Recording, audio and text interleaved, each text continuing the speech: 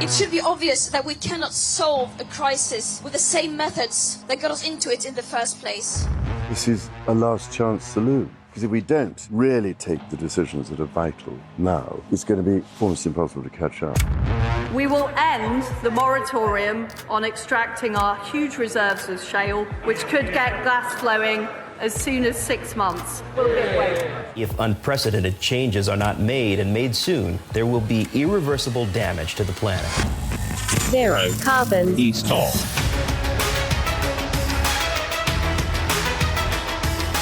Hello and welcome to Zero Carbonist, Series 4 Fool's Gold. I'm Ian Collins and this is the UK's #1 environment-based podcast. If it's green, it's in. It's been a interesting week of particular interest because, of course, COP27 is underway in Egypt and that has coincided with multiple protests in this country from Just Stop Oil. There's a lot to tuck into today. Let's speak to our man hanging by his ankles from a gantry on the M25. He is the green entrepreneur and environmentalist Dale Vince. Dale, morning to you. Yeah, morning, Ian. I should say you're not really on the M25, but you did kind of support the actions. Absolutely, yes. And I did send them guys some more money this week, actually, because they'd run out. They were struggling to keep the campaign going. I think it's super important, even though they're being disruptive, or maybe because they're being disruptive. I mean, that's a key part of protest, right? If you're not being disruptive, then you aren't getting noticed, not being listened to. So, yeah, I think they're doing a great job. Loads of them are arrested this week, and a whole bunch of journalists arrested too. And even the kind of organizers of the movement got wrapped up into that. It's kind of weird. If you're a Just Stop Oil protester and you get arrested, that goes with the territory, and most of them are fairly relaxed about that. It almost kind of feeds into some of the point they're making. But when you start arresting journalists, something's gone royally wrong, right? Yeah, you wonder what country you're living in, right? Yeah, I mean, the whole point is the journalists are there to highlight what's happening, and that could be positive from a Just Stop Oil perspective. It can be interesting for others just looking on. It might be infuriating to some people, but the whole point of living in a free world with a free press, when you show your press card, which is an official document, to the police and say, this is what I've got, you don't expect a pair of cuffs to go on the wrists. Yeah, except I've been there before. It does happen. The cops do arrest journalists and actually beat journalists as well in with the crowd, because actually they want to suppress the news sometimes. They don't want it being reported what is actually happening. I don't know if that happened in this case or it's just a mistake, but I've seen it happen before. Yeah, I mean, it's extraordinary times, isn't it? One of the things that's interesting about this, and a couple of listeners on the radio picked up on this, and they said why they were following COP27 and many of the speakers, and although the UN chief said, we're on a path to climate hell with our foot on the accelerator, very firm words, most of the world leaders that you see stand up, whether it's our man, whether it's Macron, whoever it happens to be, Trudeau from Canada didn't go because I think he's too busy producing more barrels of oil than they've ever done in Canada, but that's another story. But most of those speakers don't go as far as Just Stop Oil in what they're saying. Well, I mean, they don't, do they? I mean, if you look at what Rishi Sunak said, it was a grand piece of rhetoric about how he's so hopeful we can come together, create this great green, revolution, whatever it is. It's all just empty words because, behind that, there's no action. This is a man that still insists that we ban onshore wind, hasn't reversed Liz Truss's ban on solar yet, is issuing new licenses to drill for gas and oil in the North Sea. And, the actions don't match the words at all. What we're getting from POP27, I should say, is just a bunch of fine words from politicians. But what's missing is the action. We know we have to do stuff. We don't need any more great speeches. We need great action. Yeah. The interesting little tangent that I uncovered yesterday was that there were 636 fossil fuel lobbyists at COP27. And yesterday, 2 CEOs from fossil fuel firms spoke at the conference. Now, I'm kind of more relaxed about the latter, actually. This is about seeing where people are at, what their intentions are, where they're going. They're in the conversation.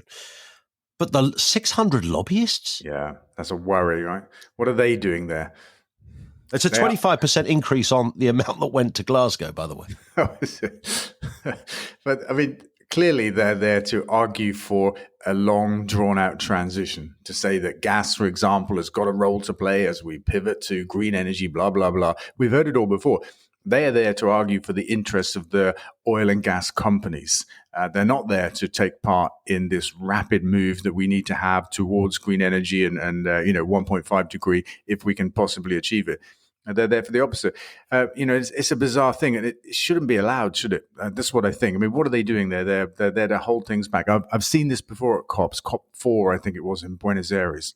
Together with Greenpeace, we infiltrated a meeting in the morning of the oil and gas and car companies, and they basically sat around a big table. We sat there with them, and they divided up the agenda for the day, and they all went off to disrupt every meeting they could that was trying to create progress towards targets and agreements and stuff like that. It was their simple agenda, right? You go there and disrupt that and so on and so on.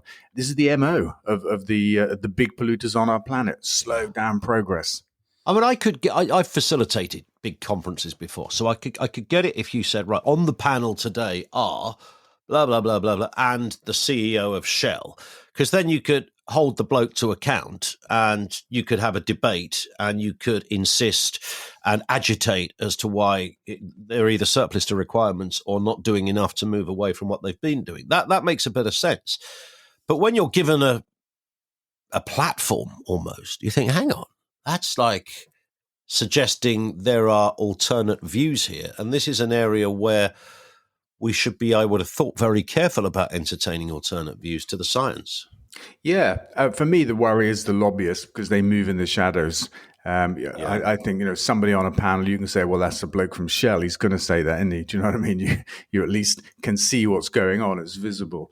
But I think the big oil and gas companies could have a role to play, should have a role to play. They're the guys that need to give up the old way of doing stuff and get cracking with the new way if they only would. The problem is they see too much value in their reserves of oil and gas, and they desperately want to realize that value. And that's at odds with what we need as a species on the planet. Yeah. Sticking with COP, Boris Johnson, there was a lot of noise at the beginning of the week. I think Ed Miliband raised it about reparations being paid to poorer countries. And Johnson has come out and said that the UK simply can't afford to pay that. Yes, he has. And when I saw that, I thought, well, he should just go and tap up his mate, Lord Brownlow, right? The guy that paid for his wallpaper. He'll pay for anything Johnson wants. That's a very good point, actually. Yeah, get the noble lord to pay for this shit. But look, seriously, I don't agree with Johnson that we can't afford it. But you and I, we spoke about this on the radio. I don't think it makes sense for us to pay £1 trillion in reparations now for the damage that we've caused while we're still causing damage. If we can find that sum of money, we should spend it stopping the damage, getting to net zero. And once we've done that, then we should look at what we can do to repair the damage that we've done for other countries. But it doesn't make sense to do that now while we're still polluting. Yeah, that makes sense. Anna on Twitter says, Dale, what planet do you think Julia Hartley-Brewer is on? This is reference an interview you did with Julia on Talk TV this week. Yeah, I honestly don't know. What happened? I saw some of it. Did I miss the money shot? Well, I don't think there was one. She was quite ferocious, I would say, quite on it. Basically, it was an anti-climate change agenda. I mean, she said there's nothing in the IPCC to worry about, basically. There's no warning that the planet will become unlivable. And I said to her, so the whole COP27 thing, that is just a charade, a waste of time. She said, yeah. And I was like, wow. I was so surprised because normally we have a good chat about stuff. But usually we're bashing the government. Maybe that's what it is. But she came prepared for this one and threw a lot at me. It was a bit like my first time I met Mike Graham on the radio when he just wouldn't let me get a word in. She talked over me and, denied all kinds of stuff. Like the people are actually dying from the climate crisis right now. We talked about Just Stop Oil. And she said how awful it was, basically, that there'd been a couple of lorries collide and a copper had fallen off his bike, And I said, I get that. But what these people are trying to do is prevent actual deaths. People are dying around the world. I quoted 40,000 figure. She said, that's not a real figure. This is across Europe. Yeah, I saw this, yeah. And, I went away and just dug into my references, and it's a real figure, and 40,000 people did die in the UK in that 1 week of the heat wave. About 4,000 of them were from the heat wave. But when you add it up across Europe, it's about 40,000. So I don't know. I mean, she was on one. That's all I want to say. But I'll go back on the show again. But maybe next time I'll be a little bit more prepared for hostility. I heard you're going out for dinner next weekend. Is that true? Maybe I haven't heard that. But, my PA books things and forgets to tell me sometimes, so it could be in the diary. You're off to the Wimpy with Hartley Brewer. What an evening that would be. The Wimpy. Oh, my God. Study identifies sites for new small-scale nuclear reactors. What's your reaction to that? Because I know you've been very lukewarm on nuclear anyway. Yeah, I love this one because I read the story, and when we've heard this before from Rolls-Royce, that they want to stick a bunch of nukes around the country, mini nukes. They think it's a great idea. So I read the story, and basically Rolls-Royce have put out a press announcement saying we've done a study for where the best places are to put nuclear reactors in Britain, and the answer we came up with is the place where they've always been. And I'm like, wow, amazing. That's not rocket science. I could have told you that. So the story goes on just to say that mini nukes are the answer. We'll save loads of money, create loads of jobs, 40,000 jobs, I think it was, coincidentally, that figure. They didn't say what the nukes are going to cost, how big each one is, how many jobs per reactor. They're hoping to do it by 2030, get the first ones in the ground. I know the whole thing was a non-story. It was simply like, the best place to put these new little reactors is where the old big reactors were. And it's like, brilliant, brilliant. The thing they don't address is this thing about economies of scale. We know that it works, right? How can 50 small reactors be more economic than one big one? Yeah. I mean, it never works that way. You got 50 grid connections, 50 infrastructures. You've got and the waste. They didn't even mention the waste. Where's that going to go? That is it's extraordinary thinking, and somebody wrote that press release as well with a straight face.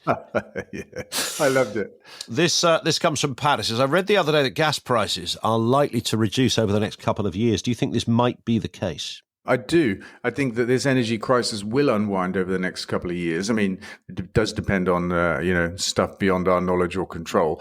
But I do. I think it will. Is the cost of gas coming down now? Because I keep hearing stories of, oil is cheaper and things like that, and therefore it should all have a knock-on effect. Why are things getting more expensive when the oil companies are making more money? So there's something in the equation that doesn't make sense. Yeah, well, the oil companies are making a stupid sum of money, aren't they? And still not subject to a proper windfall tax. But we can hope when we get the first budget from our third government of the summer, that there's something meaningful in there. The short-term price of gas and energy is down in the markets, like the next month, 2 months, that kind of stuff. But if you look longer out over a year and two, it's not really softened very much at all yet. There's still fear in the market about what's going to happen. Got it. What about this? Daily Mail says vegan diet is a con.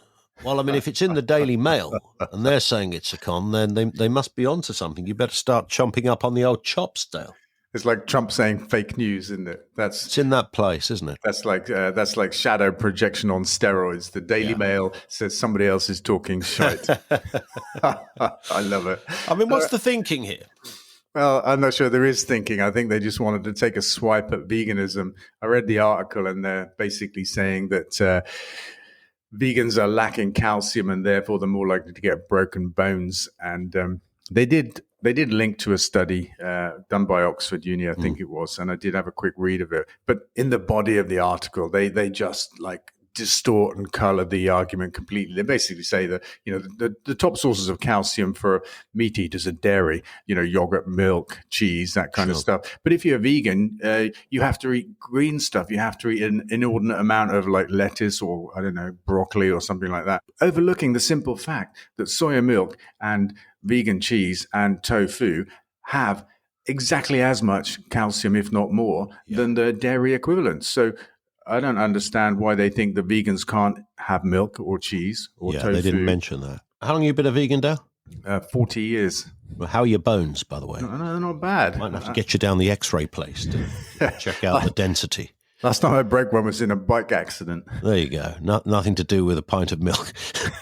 That's right. It was a very funny article. I mean, and with so full of anti-vegan color and prejudicial language. It was a Daily Mail, wasn't it? Yeah.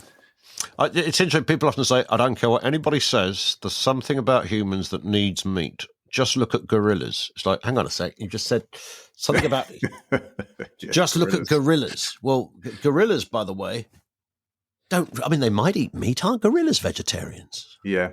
They're vegans. There you go, you see. Yeah. Don't bring the monkey argument into this.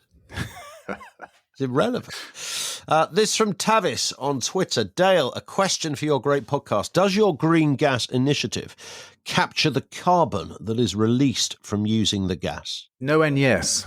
So obviously we don't go around people's homes, like sucking up the carbon coming out of the cooker flue or something like that. Yeah. But what happens is when the grass grows, before we turn it into gas, it absorbs carbon. So we do that ahead of the game, if you know what I mean. So we suck carbon out of the atmosphere, make it into gas. Somebody burns the gas, and carbon goes back into the atmosphere. So it's a cycle. And according to the Imperial College report that we commissioned, our gas at the moment is about 90% lower carbon than North Sea gas. And they say with a few process tweaks, we can get to 99%. So it's virtually carbon-free in that cycle. Got it. Question from Harriet on Facebook. We already looked a little bit at this territory, but here it is.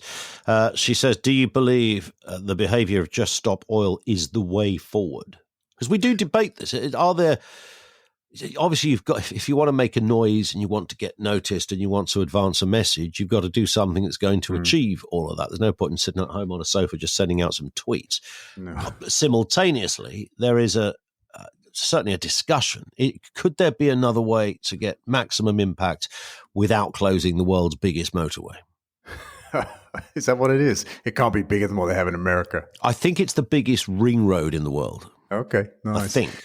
Look, I mean, it's a good question. I wouldn't say it's the way, I just think it's valid in its own terms. What they're doing is valid. As I was trying to say to Julia, these people that are doing this are simply frustrated that the government are not even doing nothing. They're doing all of the wrong things. And we can see the climate crisis coming. And we're allowing these people to destroy the world. The big oil and gas companies, the big car companies, the big food companies, what they do at the moment is legal, and that's wrong. What can we do except get out onto the streets and say the law needs to change? And Julia Hartley-Brewery was like, they can't call themselves or compare themselves to the suffragettes and that kind of stuff. This was in her monologue at the start of our interview. Yeah. And I think that's completely wrong, actually, because the suffragettes in their own time were not well received. Right? Only history has looked back at the suffragettes and said those people did a good thing. And I think it's the same with Just Stop Oil. Yeah. I think you're right. Time for this. It is, of course, Fracking Corner. Back to our friend at Quadrilla, who seems to be the gift that keeps on giving, because this is the man that just told the British government, doesn't matter now because they've stopped it, but said, look, fracking in the UK isn't really something that's going to work. So it didn't come from, a bunch of capitalist investors. It came from the Quadrilla man. And now another guy has said that the moratorium is a betrayal. Yeah, so this is the current boss of the company that owns Quadrilla, an Australian company. And it sounds like a lot of Aussie whinging to me, basically. They said we raised $20 million off the back of Liz Truss lifting the moratorium. Now Rishi Sunak shut it down, and what an awful thing for us. I haven't got a lot of sympathy for them. It just seems like a lot of whinging to me, about disappointment, right? They hope they had the chance to frack Britain and make a load of money out of us. Now they don't. But, we have a flip-flopping government. Just get used to it, guys. We're getting used to it. Well, as my old nan always used to say about the Quadrilla people, stick your drills up your arse. And here's a question from Paul, who says, thank God you're staying with Ecotricity. Is this a permanent thing, or will the time come to try to sell again? So what's going on here, Dale? You were selling and now you're not selling. Yeah, I announced that April the 1st, I wanted to leave, find a new owner for Ecotricity, somebody that could take it on and do more with it than I could, and realize our pipeline, which is a really big pipeline of renewable energy projects, and at the same time free myself to get involved in the next election. That looks like that won't come now until late 2024. The Tories are going to cling on to power, come what may, whatever fool they need to throw into number 10 in the meantime to do that, they will. But anyway, in the summer, all of the would-be buyers ran away when Russia turned the gas off to Europe. And I understand that because the winter was suddenly looking quite unpredictable.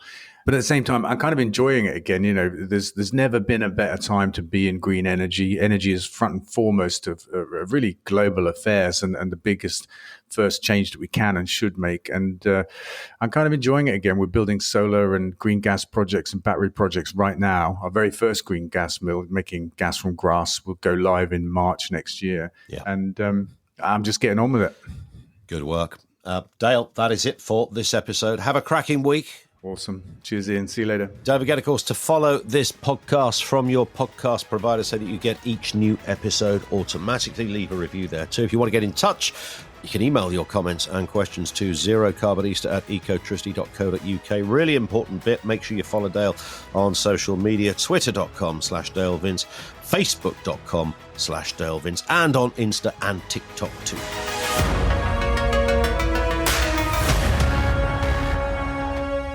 Zero Carbon East of.